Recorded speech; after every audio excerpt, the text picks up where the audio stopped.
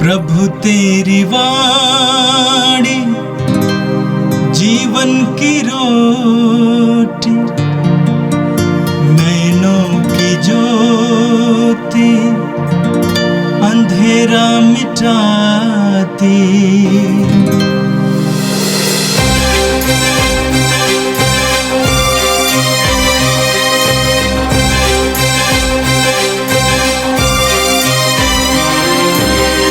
प्रभु तेरी वाणी जीवन की रोटी, नैनों की ज्योति अंधेरा मिटाती। प्रभु तेरी वाणी जीवन की रोटी, नैनों की ज्योति अंधेरा मिटाती। वाणी वाणी वाणी वाणी वाणी पवित्र है, शाश्वत है, जीवन का मन्ना है। 8 मार्च शुक्रवार। पहला पाठ नबी होशिया का ग्रंथ, अध्याय 14, वचन संख्याएं 2 से 10 तक। हे इज़राइल, अपने प्रभु ईश्वर के पास लौट आओ, क्योंकि तुम अपने पाप के कारण गिर गए हो। प्रार्थना का चढ़ावा लेकर प्रभु के पास लौट जाओ और यह कहो, हमारा अपराध क्षमा कर और हमारा शुभ संकल्प ग्रहण कर, जिससे हम बलि पशुओं के बदले तुझे अपनी प्रार्थना चढ़ाएं। असुर हमको बचाने से असमर्थ हैं।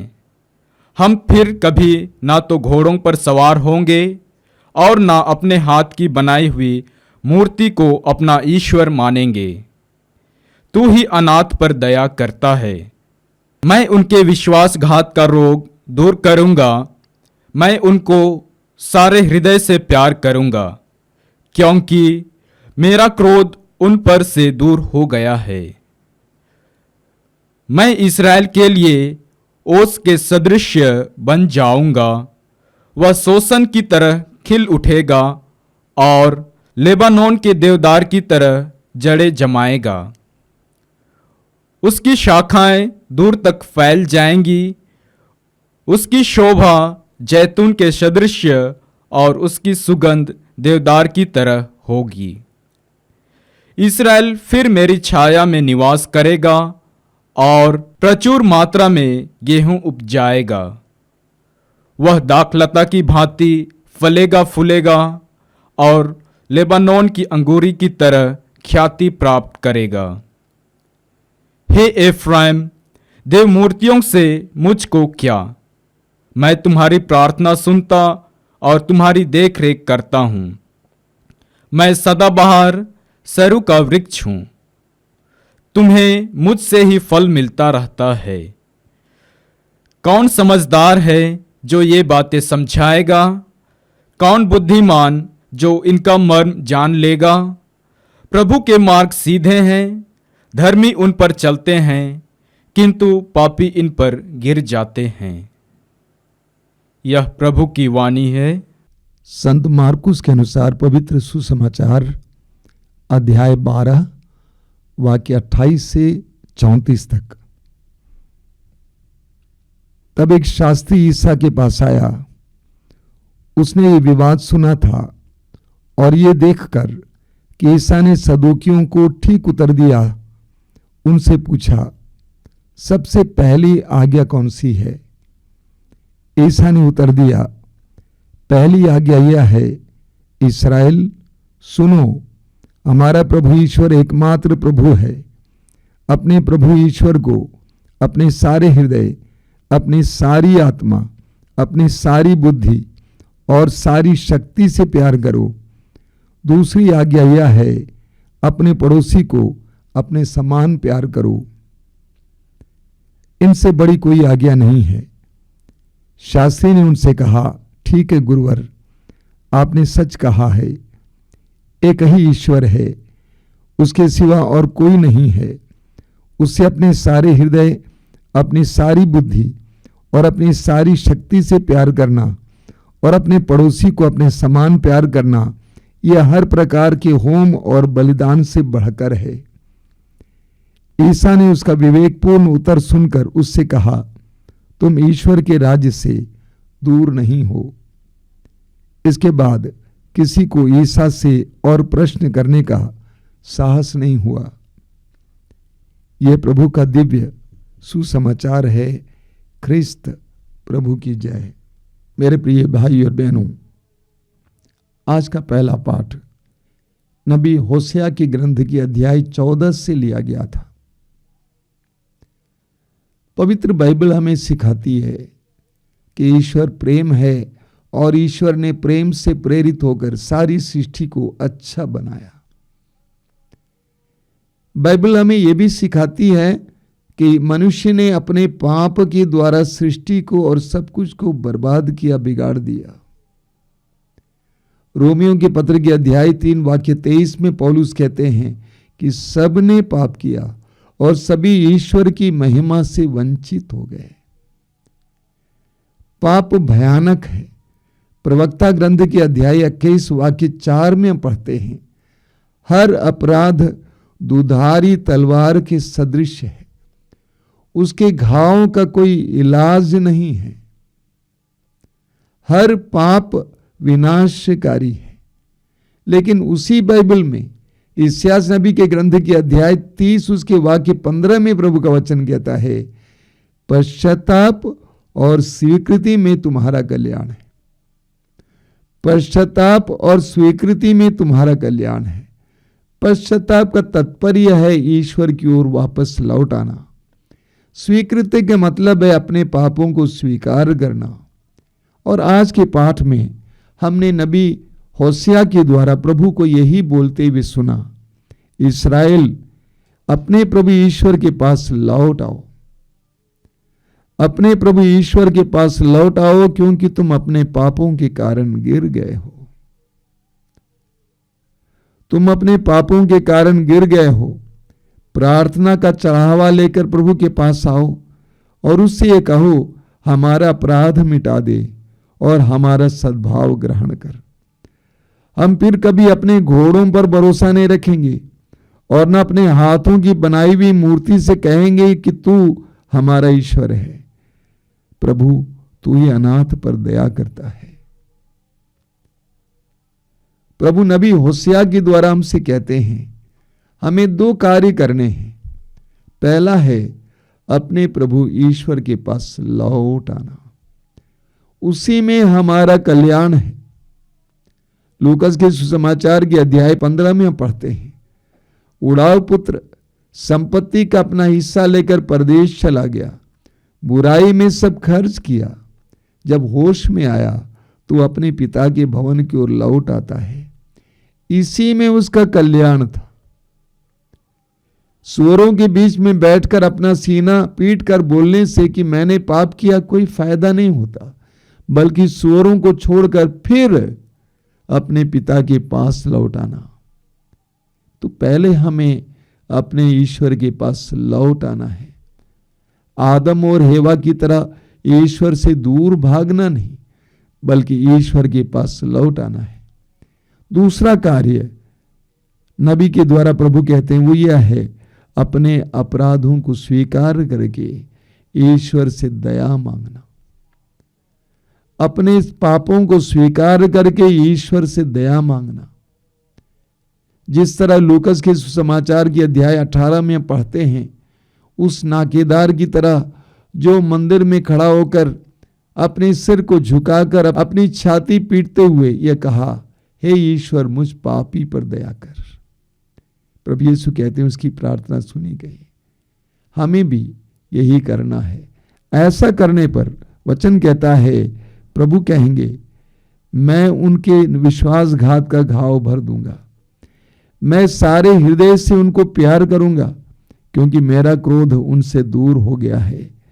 मैं इस्राएल के लिए ओस के सदृश बन जाऊंगा, वह शोषण की तरह खिलेगा।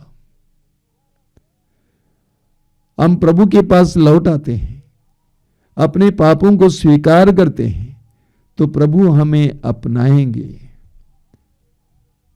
यिर्मयाह के ग्रंथ के अध्याय 30 वाक्य 17 में पढ़ते हैं, प्रभु कहते हैं, मैं तुम्हारे घावों को भर दूंगा, मैं तुम्हें चंगा करूंगा। प्रभु ही हमारे हृदयों के घावों को भर सकते हैं। जब हम प्रभु के पास लौट आते हैं, अपने पापों को स्वीकार करते हैं, प्रभु हमारे घाव को भर देंगे। हमारे पापों के द्वारा, अपराधों के द्वारा हमारे अंदर जो घाव आया है, प्रभु उसको चंगा करेंगे। प्रभु फिर एक बार हमें जीवन प्रदान करेंगे। इस 40 काल में हम इसके लिए विशेष प्रार्थना करें। और आज का सुसमाचार संत मार्कुस के सुसमाचार की अध्याय 12 से लिया गया था। सुसमाचार में आपने सुना, तब एक शास्त्री ईसा के पास आया। उसने ये विवाद सुना था और ये देखकर कि ईसा ने सदूकियों को ठीक उत्तर दिया था, उनसे पूछा, सबसे पहली आज्ञा कौन सी है? एक शास्त्री ने प्रभु यीशु के पास आकर पूछा कि सबसे पहली आज्ञा कौन सी है, सबसे महत्वपूर्ण आज्ञा कौन सी है? यहूदी धर्म नियमों पर आधारित धर्म था और हर यहूदी नियमों को अक्षरशः पालन करता था। कहा जाता है करीब 613 छोटे बड़े मिलाकर नियम थे, लेकिन उनमें से 10 नियम जिसको हम लोग भी मानते हैं सबसे महत्वपूर्ण माना जाता था। अब शास्त्री प्रभु यीशु से पूछता है कि इन नियमों में सबसे बड़ा नियम कौन सा है? उस जमाने में धर्म गुरुओं के बीच में यह विवाद चलता था कि सबसे महत्वपूर्ण नियम क्या है। शास्त्री यीशु से यही सवाल करता है कि सबसे बड़ा नियम क्या है? तो ईसा ने उत्तर दिया, पहली आज्ञा यह है, इस्राएल सुनो, हमारा प्रभु ईश्वर एकमात्र प्रभु है। अपने प्रभु ईश्वर को अपने सारे हृदय, अपनी सारी आत्मा, अपनी सारी बुद्धि और अपनी सारी शक्ति से प्यार करो। दूसरी आज्ञा यह है, अपने पड़ोसी को अपने समान प्यार करो। इनसे बड़ी कोई आज्ञा नहीं है। प्रभु यीशु ईश्वर के द्वारा दिए गए 10 नियमों को 2 नियमों में बांध देते हैं। पहला है, इस्राएल सुनो, हमारा प्रभु ईश्वर एकमात्र प्रभु है। अपने प्रभु ईश्वर को अपने सारे हृदय, अपनी सारी आत्मा और अपनी सारी बुद्धि और सारी शक्ति से प्यार करो। विधि विवरण ग्रंथ के अध्याय 6 वाक्य 5 में हम ये पढ़ते हैं। और उसी सांस में प्रभु यीशु कहते हैं, दूसरी आज्ञा यह है, अपने पड़ोसी को अपने समान प्यार करो। ये लेवी ग्रंथ के अध्याय 19 वाक्य 18 में पढ़ते हैं। प्रभु यीशु ने सारे नियमों को उसका निचोड़ के रूप में 2 नियम उस शास्त्री के सामने रखा और ये सबसे महत्वपूर्ण नियम है। हमारे लिए भी सबसे महत्वपूर्ण नियम ये 2 हैं। ईश्वर को सारे हृदय, सारी बुद्धि, सारे मन, सारी शक्ति और सारी आत्मा से प्यार करना और अपने पड़ोसी को अपने समान प्यार करना। ये दोनों महत्वपूर्ण है, दोनों मिलाकर एक नियम बनता है। ईश्वर से प्यार करना और पड़ोसी से प्यार करना हमारे आध्यात्मिक जीवन की, हमारे नैतिक जीवन की यह नींव है।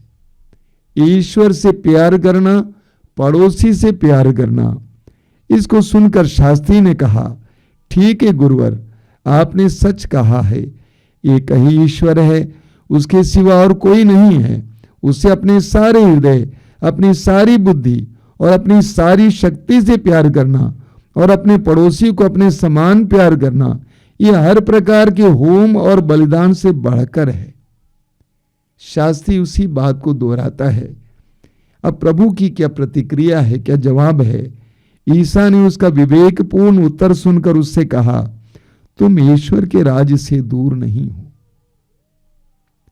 तुम ईश्वर के राज्य से दूर नहीं हो। प्रभु ने उस शास्त्री के अंदर नियमों का सच्चा ज्ञान पाया और प्रभु ने कहा कि तुम ईश्वर के राज्य से दूर नहीं हो। कभी कभी हमारे जीवन को भी देखकर और हमारे ज्ञान को भी देखकर प्रभु हमसे भी ये कह सकते हैं कि तुम ईश्वर के राज्य से दूर नहीं हो। लेकिन ईश्वर के राज्य के करीब पहुंचना ही काफी नहीं है, ईश्वर के राज्य में प्रवेश करना है। प्रवेश करने के लिए इन नियमों का पालन करना होता है। नियमों का ज्ञान रखना काफी नहीं है, प्रभु के वचनों को सुनना और याद रखना काफी नहीं है, प्रभु के वचनों की व्याख्या को जानना काफी नहीं है, बल्कि प्रभु के आदेशों, प्रभु के वचनों, प्रभु के नियमों को जानना और उसका पालन करना भी आवश्यक है। ईश्वर के राज्य में वे ही प्रवेश करेंगे जो ईश्वर के आदेशों का पालन करते हैं। मत्ती के सुसमाचार के अध्याय 7 उसके वाक्य 21 में प्रभु यीशु कहते हैं कि सबके सब जो प्रभु प्रभु कहते हैं ईश्वर के राज्य में प्रवेश नहीं करेंगे, लेकिन वे ही जो मेरे स्वर्गीय पिता की इच्छा को पूर्ण करते हैं वे ही प्रवेश करेंगे। तो ईश्वर के राज्य के बारे में जानकारी रखना, ईश्वर के नियमों के बारे में जानकारी रखना, ईश्वर के वचन को जानना काफी नहीं है, बल्कि जो उसके अनुसार जीवन जीता है वही ईश्वर के राज्य में प्रवेश कर पाएगा। फिलिपियों के पत्र के अध्याय 1 वाक्य 27 में संत पौलुस कहते हैं कि महत्वपूर्ण बात यह है कि हमारा जीवन प्रभु यीशु के सुसमाचार के योग्य हो, हमारा आचरण प्रभु यीशु के सुसमाचार के योग्य हो। आज हम विशेष रूप से प्रभु से प्रार्थना करेंगे कि प्रभु तेरे नियमों के अनुसार, तेरे पवित्र वचनों के अनुसार जीवन जीने के लिए हमें कृपा दीजिए। आइए हम प्रार्थना करें। प्रभु यीशु धन्यवाद देते हैं इस 40 काल के लिए, इस पवित्र समय के लिए। तू हम सबको आह्वान करता है, कहता है वापस आ जाओ, लौट आओ, मेरी कृपा के सहभागी बनो। प्रभु हम में से हर एक व्यक्ति को इस 40 काल में तेरे पास लौट आने की कृपा दीजिए। अपने पापों को स्वीकार करते हुए पाप के कलंक से आजाद होने की कृपा दीजिए। तेरी कृपा के सहभागी होने की कृपा दीजिए। ये प्रभु यीशु वचनों को सुनने वाले मेरे भाई बहनों को आशीर्वाद देना। आज का संपूर्ण दिन उनके लिए आशीष का दिन बने। हमारी प्रार्थना को ग्रहण कर, आमीन। प्रभु तेरी वाणी जीवन की रोटी, नैनों की ज्योति अंधेरा मिटाती। वाणी वाणी वाणी वाणी वाणी पवित्र है, शाश्वत है, जीवन का मन्ना है।